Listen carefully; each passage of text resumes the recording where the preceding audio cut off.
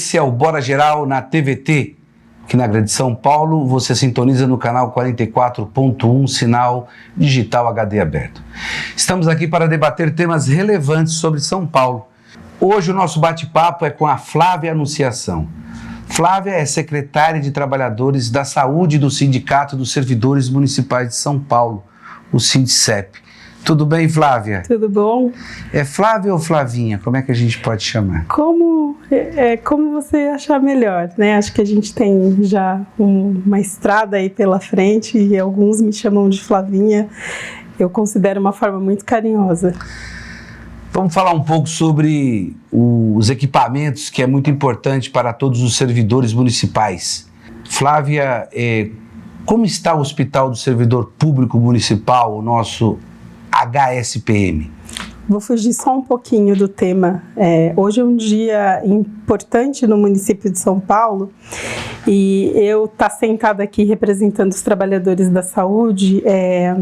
Hoje a gente decreta em São Paulo uma crise sanitária importante em relação à dengue. Eu sei que a gente vai tocar nesse tema, mas eu não podia deixar de agradecer, né, o convite de estar aqui e hoje também homenagear esses trabalhadores que estarão na linha de frente nessa crise sanitária, cuidando da municipalidade na cidade de São Paulo. Então, eu não poderia deixar de, antes de tudo, agradecer o convite, porque aqui eu estou representando todos esses trabalhadores que serão muito importantes no combate à dengue, à Covid, e é um momento muito grave, né, do município de São Paulo.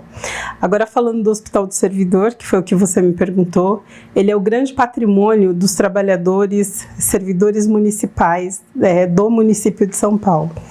Ele é um equipamento grande e ele é um equipamento que foi pensado para atender os servidores que atendem a municipalidade, né?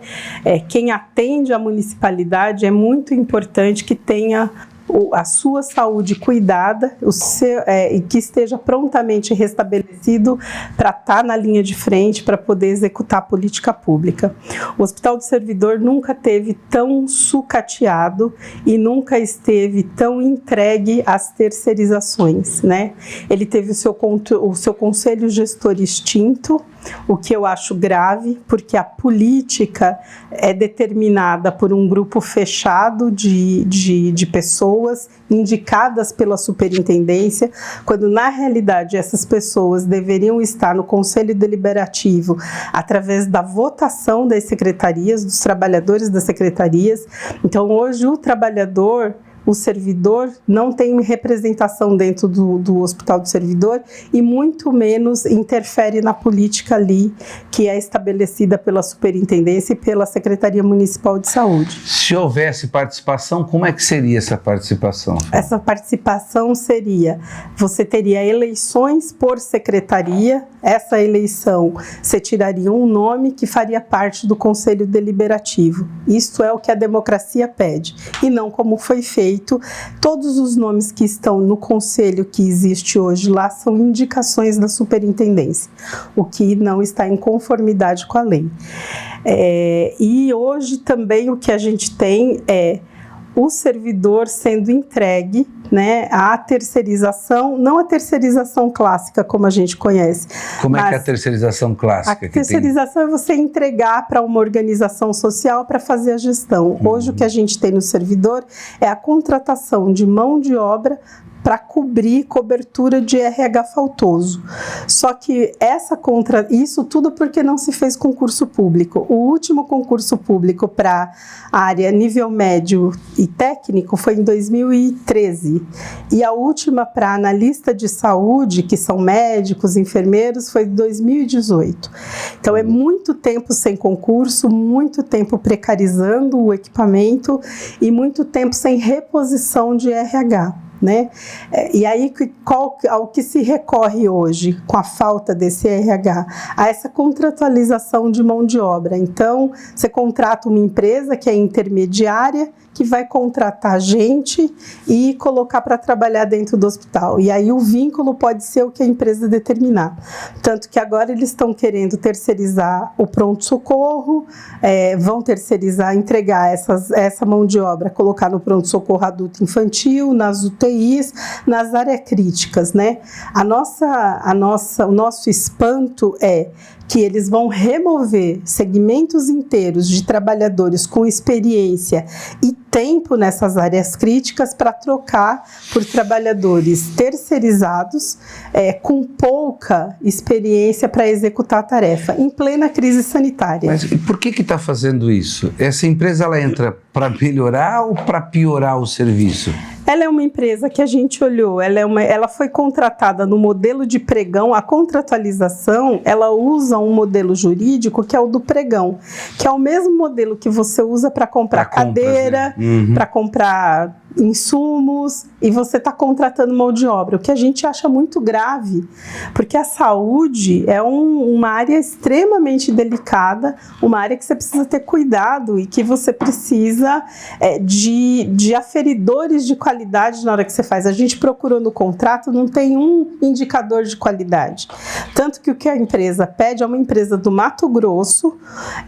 O dono da empresa, ele foi secretário de saúde no Mato Grosso, ele tem diversos problemas ali com a justiça, tem diversos problemas, inclusive com a Justiça do Trabalho, mas foi ele quem ganhou o pregão, né? E aí, o mínimo de experiência que ele está pedindo para as pessoas que ele estão contratando para colocar dentro do pronto-socorro são 6 meses de experiência. Então, você vai trocar gente com 15, 20 anos de experiência no pronto-socorro por gente com 6 meses. Para que o nosso telespectador entenda, essa empresa, ela entra, ao invés dela aumentar a oferta de profissionais da saúde, ela fazer um deslocamento também de quem que trabalha ali no pronto-socorro. É isso que ela vai fazer?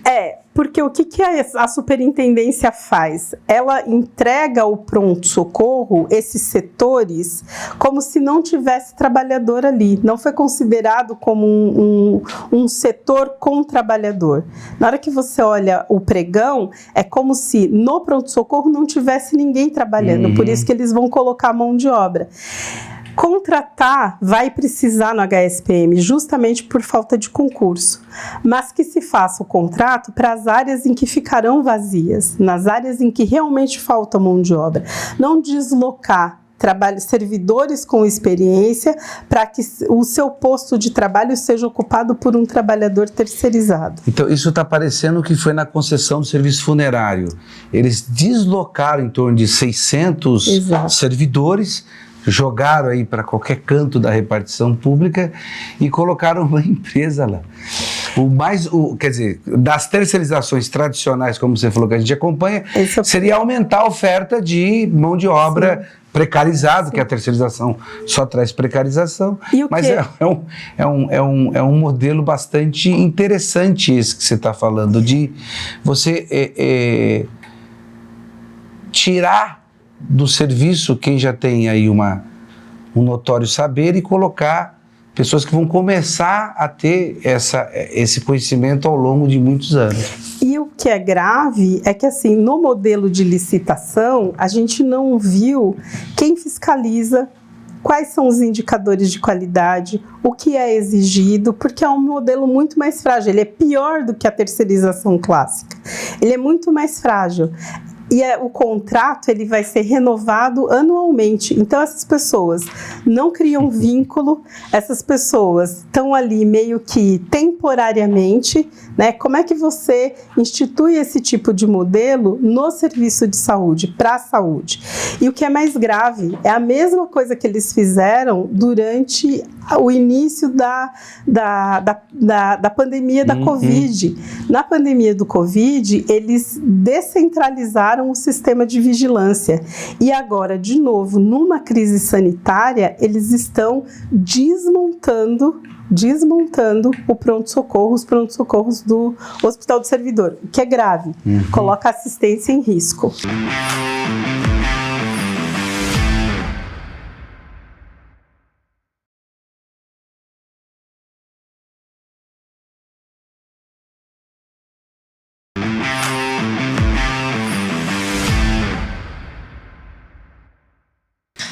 A gente vai ver, infelizmente, acontecer com o HSPM o que a gente viu com o Hospital Brasilândia, então. Sim. Que aí entra OS, sai OS, a coisa só piora, você não vê nenhum tipo de melhora no atendimento. Outra coisa que é isso, porque não adianta, né, Hélio? Organização social, empresa de contratualização de mão de obra tem lucro. Isso é uma coisa importante, a gente não conseguiu descobrir no contrato, lá no termo, qual que é a margem de lucro dessa empresa, quanto essa empresa vai lucrar entrando para o Hospital do Servidor. A gente viu que o contrato é 42 milhões ano. Quanto custaria isso se houvesse um investimento em concurso público, em gente que vai ficar...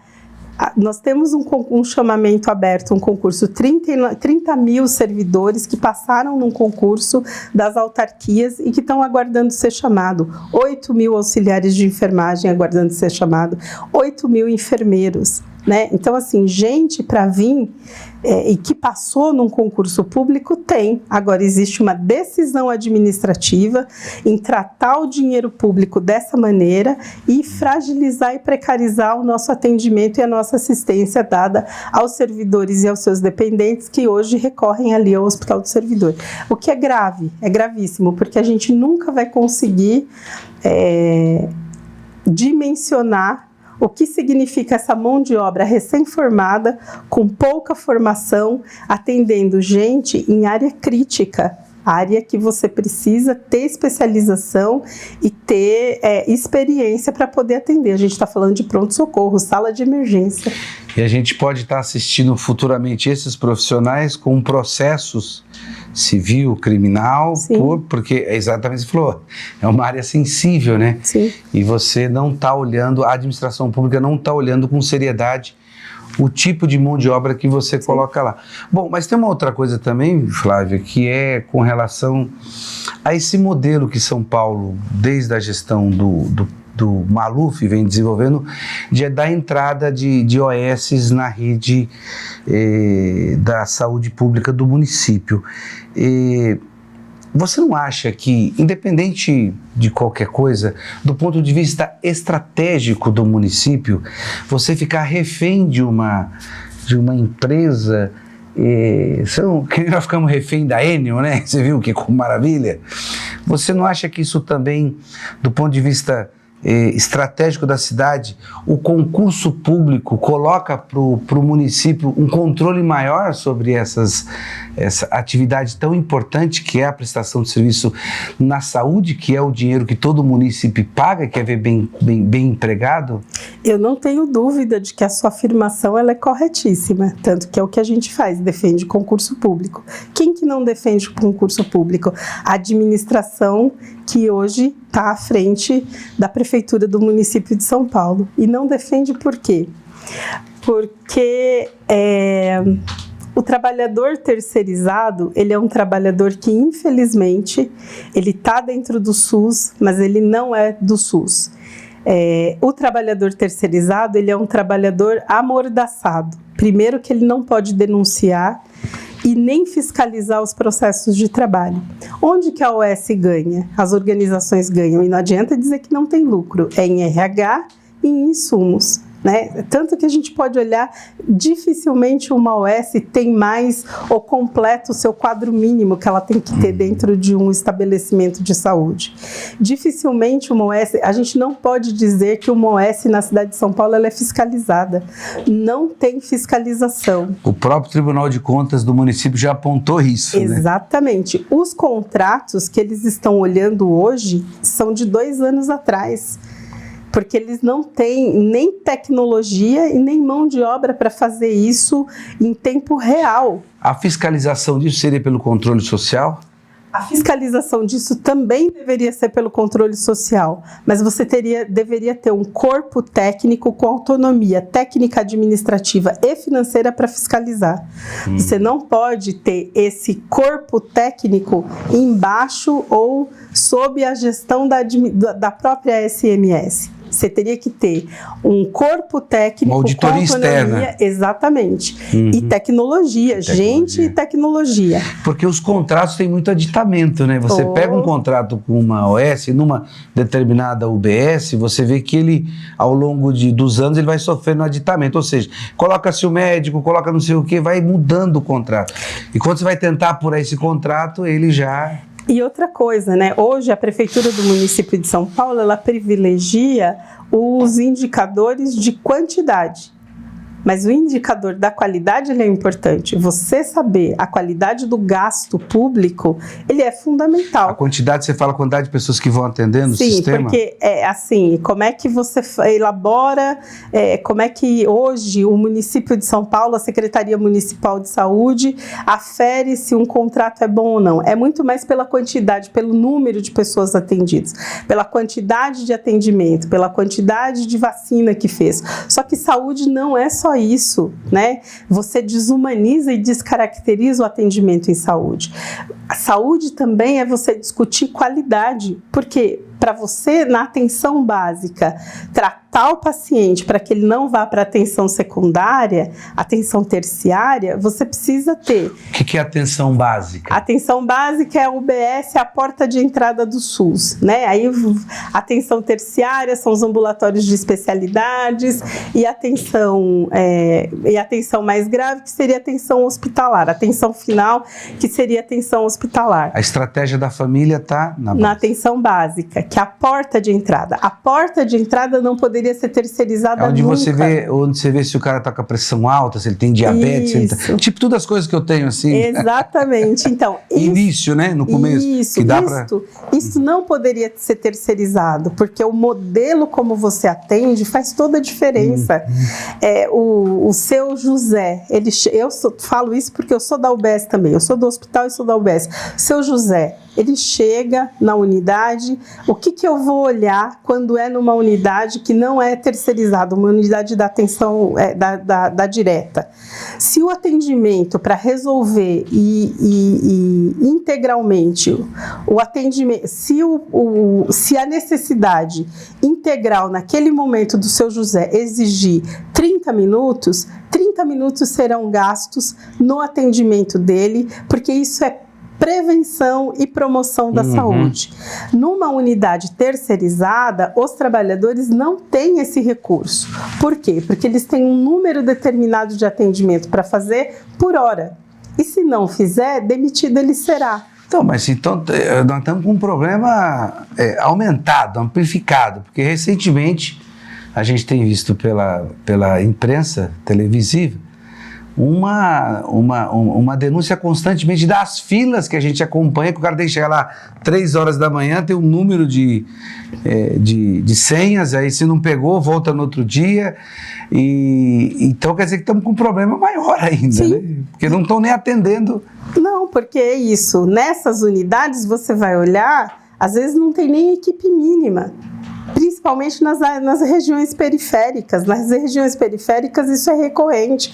Você não consegue a equipe mínima para atender aquela demanda e aquela população. O que você vai fazendo? Você vai represando e as filas vão aumentando. Hoje o que a gente tem? O maior município, a maior cidade de São Paulo com a maior arrecadação, é impossível um munícipe ir a uma farmácia e não ter dipirona, não ter fralda.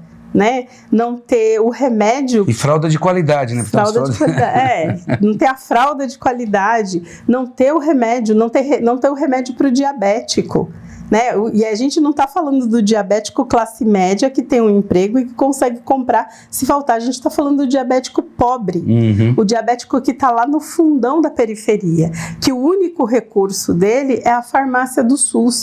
E quando ele chega lá, é negado a ele o insumo. O que vai acontecer? Ele volta para casa, ele não consegue comprar, o que acontece? A saúde dele vai piorando. Então, o que a gente tem? Um agravamento de doenças que você trata facilmente na atenção primária, na UBS, você tem uma piora da saúde dessas pessoas, porque a UBS não está dando conta. E o que é mais importante é que a população já percebeu que essas unidades terceirizadas, por mais que se faça uma propaganda, ela não dá conta. O atendimento à saúde não melhorou.